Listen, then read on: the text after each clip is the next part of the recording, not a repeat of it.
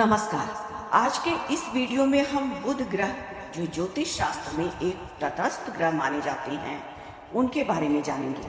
बुध ग्रह चंद्रमा के पुत्र थे। चंद्रमा के गुरु थे देवगुरु बृहस्पति। बृहस्पति की पत्नी तारा बहुत सुंदर थी। चंद्रमा उनकी सुंदरता पर मोहित हो गए और उनसे प्रेम करने लगे। तारा भी चंद्रमा की सुंदरता देख करके मोहित होने लगी और वो देवगुरु बृहस्पति को छोड़ करके चंद्रमा के पास चली गई।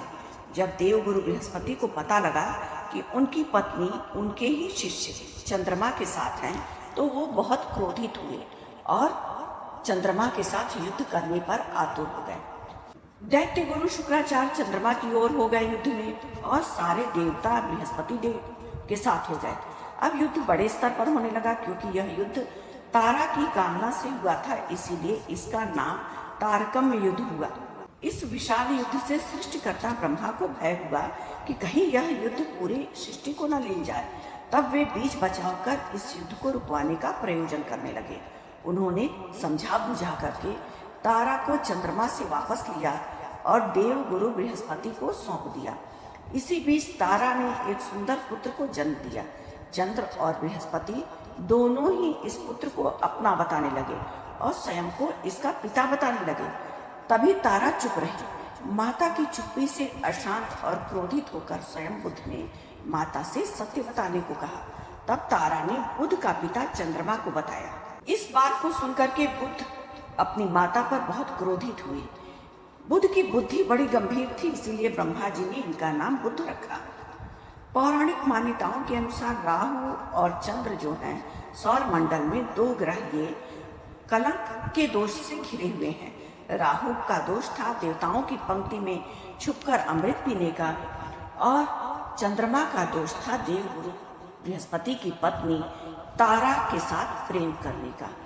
चंद्रमा के बारे में हमने ये जाना कि चंद्रमा गुरु की पत्नी तारा की सुंदरता को देख करके मोहित हो गए थे।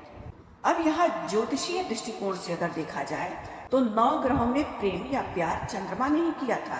इसी बदनामी से बचने के कारण बुध चंद्रमा से दुश्मनी करते हैं और चंद्रमा ग्रह बुध को अपने पुत्र के समान मानते हैं। अगर किसी की कुंडली में बुध और चंद्रमा का संबंध मिलता है तो इसे कलंक योग भी बोलते हैं। इस बात के कारण चंद्रमा को गुरु ने श्राप दिया था कि तुम्हें कुष्ठ रोग हो जाए, और चंद्रमा को कुष्ठ रोग हो भी गया। तब चंद्रमा ने शिव जी की पूर्ण तपस्या की। उसके बाद परिणाम स्वरूप शिव जी ने प्रसन्न होकर चंद्रमा को वरदान दिया कि ग्रहों में सबसे ज्यादा तुम चमकोगे, लेकिन शरीर पर जो ये कुष्ठ के निशान है तुम्हारे, वो हमेशा दिखाई देंगे। चंद्रमा पर काले धब्बे हमें इसीलिए दिखाई देते हैं। शिव जी ने कहा कि तुम छुपकर गुरु की पत्नी तारा के पास गए थे, इसीलिए तुम हमेशा एक बराबर एक आकार में नहीं दिखाई पड़ोगे। तुम्हारा एक पक्ष में घटता हुआ स्वरूप होगा और दूसरे पक्ष में बढ़ता हुआ। इसीलिए कृष्ण पक्ष में चंद्रमा की प्रतिदिन एक एक कलाएं घटती हैं और शुक्ल पक्ष में उसी तरह से वृद्धि होती है। बढ़ते पक्ष में यानी शुक्ल पक्ष में ही शिव जी ने कहा कि तुम्हें मेरा वरदान लगेगा। मैं तुम्हें कलंक के वरदान से बचा रहा हूँ, मैं तुम्हें कुष्ठ रोग से बचा रहा हूँ, लेकिन एक पक्ष कृष्ण पक्ष जो होगा उसमें तुम्हारी कलाएं अवश्य क्षीण होंगी, क्योंकि यह देव गुरु बृहस्पति का श्राप है। शिव जी ने चंद्रमा को सम्मान देने के लिए उन्हें सिर पर भी धारण कर लिया। इसीलिए चंद्रमा और बुध अगर जन्म कुंडली में एक दूसरे से दृष्टि संबंध बना रहे हों या एक दूसरे के साथ हों, तो जिस जातक की कुंडली में, जिस व्यक्ति की कुंडली में ये होता है संबंध, उसे स्किन की प्रॉब्लम होती है। चंद्रमा और राहु के अन्य ग्रहों या युगों के संबंध होने पर एक अलग तरह का कलंक लगता है या आरोप लगता है। बुध ग्रह का स्वभाव इस तरह से भी हम देख सकते हैं कि बुध ग्रह अपने माता पिता के बिना अनाथ हो गए। प्रकृति ने बुध को अपनाया और धीरे धीरे बुध ग्रह बड़े होने लगे। बुध को अकेला पाकर उनके साथ कभी राहु मित्रता करता और कभी शनि। बुरे ग्रहों के साथ मित्रता करने से, उनके संगत में होने से बुध ग्रह का स्वभाव बहुत विपरीत हो गया। इस दौरान बुध का संपर्क शुक्र से हुआ। शुक्र ने उन्हें समझाया कि तुम जगत के पालक सूर्य के पास जाओ, वे तुम्हें अपना लेंगे। बुध सूर्य की शरण में गए और सुधर गए। इस बात को हम इस तरह से भी समझ सकते हैं कि बुध अपनी संतान को त्यागने वाले गुरु और चंद्रमा से नैसर्गिक शत्रुता रखते हैं। राहु और शनि के साथ बुरे परिणाम देते हैं और शुक्र और सूर्य के साथ बेहतर परिणाम देते हैं।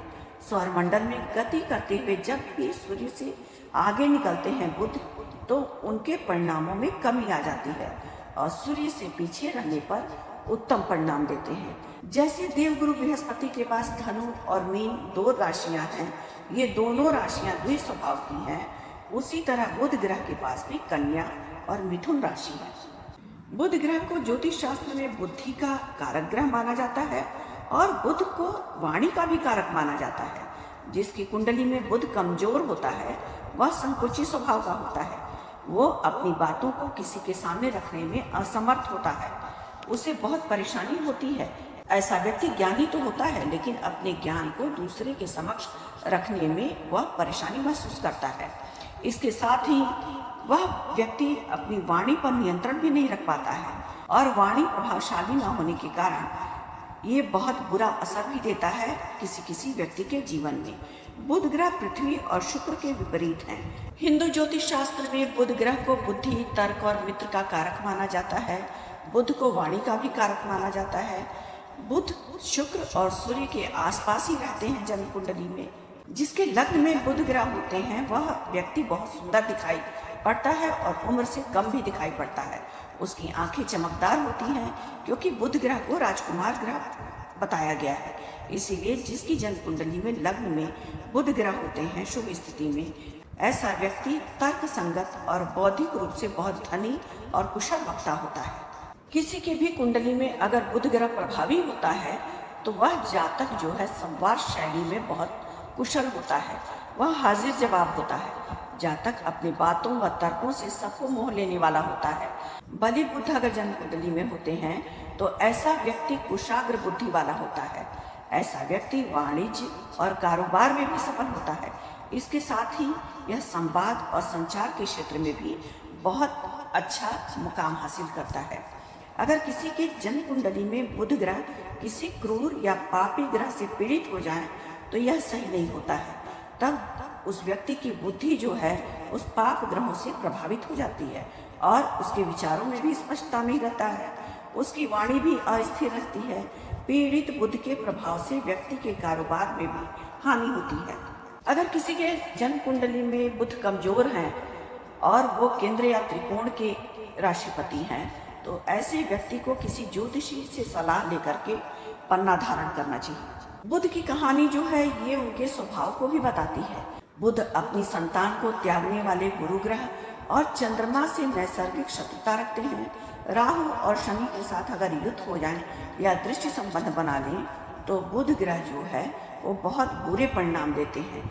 सौरमंडल में गति करते हुए जब भी बुध सूर्य से आगे निकलते हैं तो बुध के परिणामों में कमी आ जाती है और सूर्य से पीछे रहने पर यह उत्तम परिणाम देते हैं।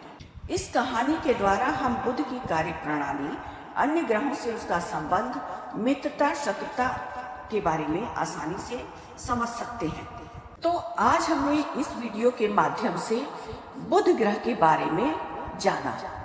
9 ग्रहों में बुध की उत्पत्ति कहाँ से हुई है, बुध ग्रह किसके पुत्र हैं, इन सारे विषयों को हमने जाना। और जन्म कुंडली में बुध ग्रह अगर पाप ग्रहों के प्रभाव में आ जाए तब कैसा रिजल्ट देते हैं और शुभ ग्रहों के प्रभाव में आए तब कैसा रिजल्ट देते हैं।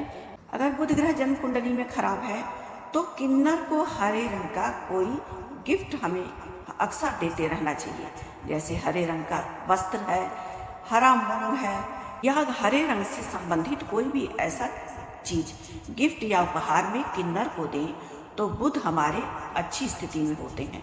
अपने घर में बहन बेटियों का सम्मान करना चाहिए, इससे भी बुध ग्रह अच्छे होते हैं। जिस घर में बहन और बेटियों का सम्मान नहीं होता है उसकी जन्म कुंडली में धीरे धीरे बुध ग्रह खराब फल देने वाले हो जाते हैं।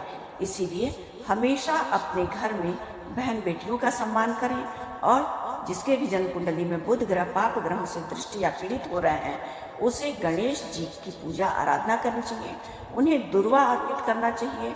और अगर बुध ग्रह ज़्यादा खराब फल दे रहे हैं तो बुध ग्रह के बीज मंत्रों का जाप करके इनकी शुभता को बढ़ाया जा सकता है। आज के लिए बस इतना ही। अगर आपको हमारा वीडियो पसंद आया हो तो हमारे वीडियो को लाइक करना ना भूलें।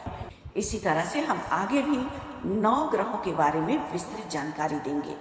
विस्तृत जानकारी पाने के लिए हमारे चैनल को सब्सक्राइब करना बिल्कुल भी ना भूलें। धन्यवाद।